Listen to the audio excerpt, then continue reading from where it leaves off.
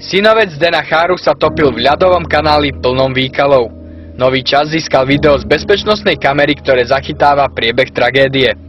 Zvedavý chlapček na kanál skočil a okamžite vletel dovnútra. Von sa dostal vďaka pohotovej reakcie jeho tety.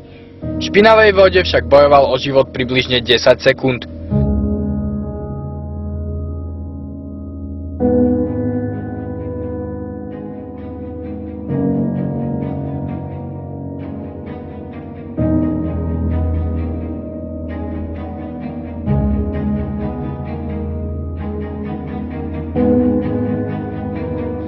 To, komu nebezpečný zhrdzavený prieklop nad kanálom patrí, zatiaľ známe nie je.